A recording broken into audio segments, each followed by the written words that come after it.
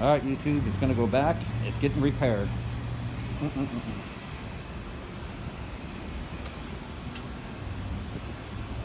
That's the one dent that's creased back there. That little spot right there. The back bumper. The other part of the lip.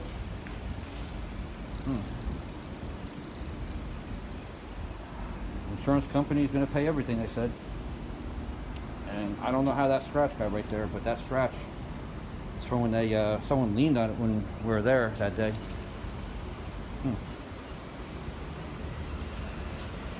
All right, it's in good hands now. I have to wait and see what they say.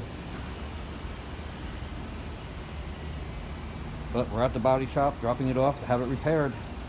They say they can repair it, but I don't know. That crease right there bothers me. I just want to make sure you don't have to repaint it or whatever they have to do. I mean, I don't know if you can pull that out or bend that out. And then when this popped off, it put a big groove in it. All right, YouTube, don't forget, like, subscribe, and share. We'll get back to you after it's done.